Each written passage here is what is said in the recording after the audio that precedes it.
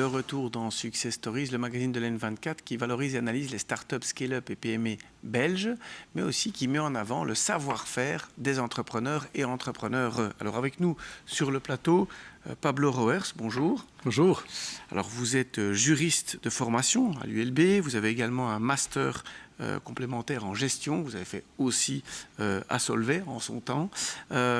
Première expérience dans une compagnie d'assurance que vous avez fait à la suite de vos études. Ensuite, Cobac, devenu Hermès, on parle d'assurance crédit. Ensuite, vous êtes devenu commercial. Vous m'avez dit en préparant cette interview que c'était quelque chose que vous aviez vraiment envie de faire. Et là, c'était pour une banque, mais à la taille effectivement d'une PME, avant de rejoindre en 1987 l'entreprise familiale à la demande de votre père. Et là, on parle effectivement donc de Roers Control.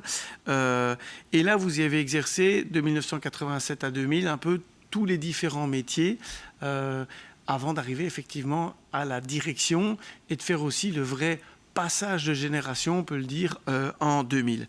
Alors, premier point que le téléspectateur se demande probablement, Roers, c'est quoi le pitch ? Alors, le pitch, c'est qu'on est des spécialistes de la mobilité. Donc, on offre des solutions techniques liées à la mobilité et à la sécurité routière. On parle souvent de solutions techniques en termes de mobilité et de sécurité routière. Et aussi, on parle toujours d'innovation quand on parle de Roers. Vous pouvez donner un peu des exemples, justement, d'innovation dans le domaine de la sécurité routière ? Alors, l'innovation est un peu dans nos gènes puisque cette entreprise a commencé en 1927 avec des tachygraphes qui étaient un appareil absolument révolutionnaire à l'époque puisqu'il y avait très peu de véhicules et qu'on commençait déjà à vouloir savoir ce qu'on faisait et comment on conduisait ces véhicules. Et donc on a évolué sur toute une série de lignes.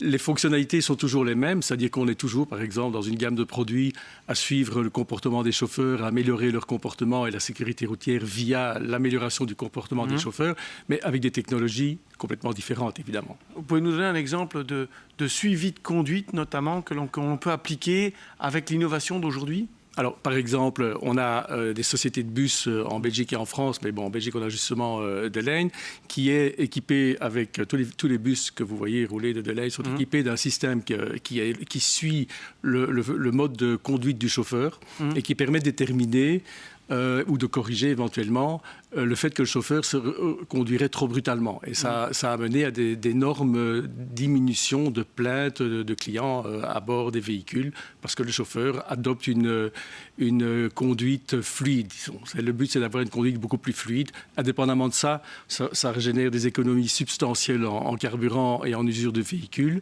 Mais à la base, on se focalise d'abord sur la sécurité routière, pensant que éviter un accident avec un tiers extérieur ou à bord d'un véhicule est plus important que de faire une petite économie. Mais si l'économie vient en plus, elle est toujours bien prise. Oui, c'est vraiment intéressant, cette innovation avec des capteurs de G, comme on peut. Oui, voilà, vous avez des enregistreurs de G, accélération, décélération, G latéraux, qui permettent de très vite déterminer le style de conduite d'un chauffeur, et d'ailleurs même de le classer sur un palmarès. Donc il y a des sociétés en Angleterre, par exemple, qui le font.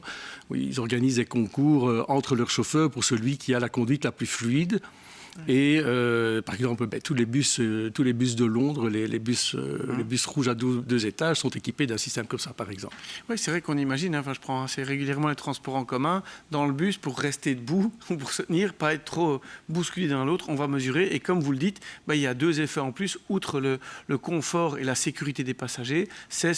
Pour l'environnement, c'est bien parce que ça réduit les consommations, et puis pour l'usure des pièces. Alors, j'ai vu aussi que vous commercialisez des éthylotests anti-démarrage, et là on parle d'un éthylotest qui est vraiment reconnu au niveau judiciaire, c'est bien juste ? Oui, alors nous représentons une société canadienne qui est l'inventeur en fait de l'éthylotest anti-démarrage et qui a d'ailleurs donné son nom, elle s'appelle Alcoloc. Le principe étant à la base de combiner un anti-démarrage avec un éthylotest. Et ça a commencé effectivement sous forme d'un système judiciaire au Canada. Il y a des dizaines de milliers de gens qui fonctionnent sur ce système-là. Le système a mis quand même beaucoup de temps à être mis en route en Belgique. Il est existant, il y a une loi actuellement. Elle démarre assez lentement parce qu'il y a un système qui doit se mettre en route, les juges doivent être au courant, les avocats doivent être au courant. Mais bon, le système est fonctionnel et il y a quand même beaucoup d'avantages au niveau de la sécurité routière, justement, puisqu'il permet d'abord d'empêcher... C'est une peine alternative, en fait, qui permet de ne pas perdre son permis de conduire, de pouvoir continuer à conduire malgré un délit d'alcool, et surtout qui permet une rééducation des chauffeurs dans ce cas-là. Et donc, on voit des résultats très, très performants. Maintenant, pratiquement partout dans le monde, la Belgique n'a pas été pionnière, mais enfin, on n'était pas dans les derniers du tout.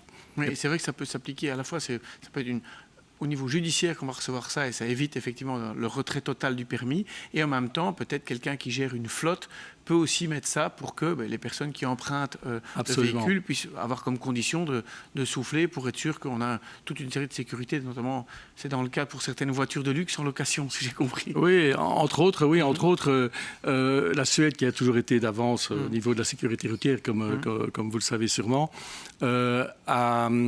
en fait, n'a pas fait de loi rendant obligatoire un éthylotest anti-démarrage, mais a ce qu'on appelle le procurement, c'est-à-dire l'État, chaque fois qu'il faisait un appel d'offres, a exigé que tous les sous-traitants, à plusieurs degrés, soient équipés d'un éthylotest anti-démarrage sur leur véhicule. Okay. Et on est arrivé, en fait, finalement, à avoir, sur un pays qui fait 6 millions d'habitants, je crois qu'il y a 150 000 véhicules équipés, et ça va depuis les véhicules de la poste jusqu'aux véhicules de livraison, même les motoneiges de location. Voilà, voilà. C'est vrai qu'on peut imaginer, j'ai l'image sur la motoneige, vaut mieux de temps en temps avoir bien appris les sapins sont assez rigides à partir de certaines tailles. C'est clair.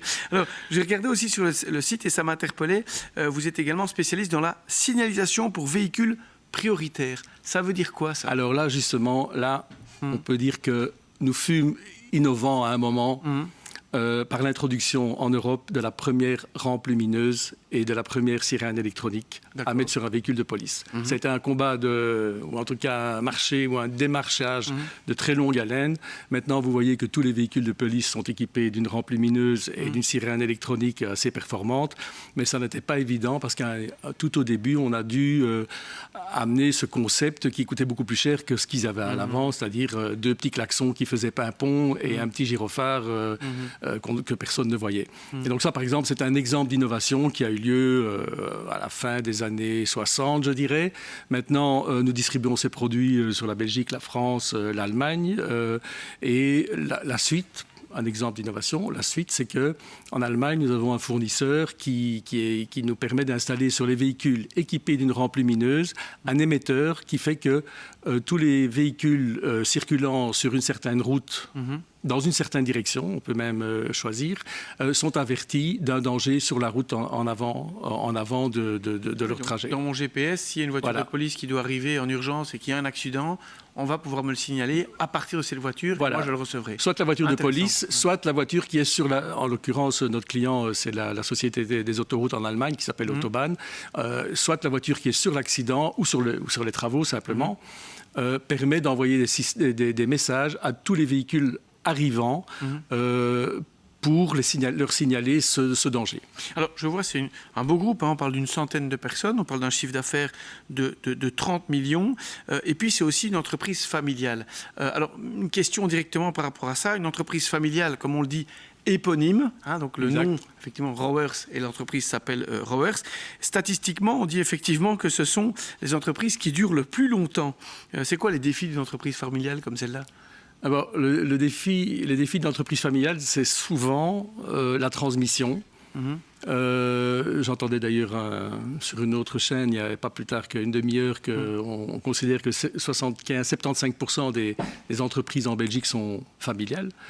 Ça va plus loin parce qu'en fait, le FBN, Family Business Network, a déterminé que 75% de la valeur créée dans le monde l'est par des entreprises familiales.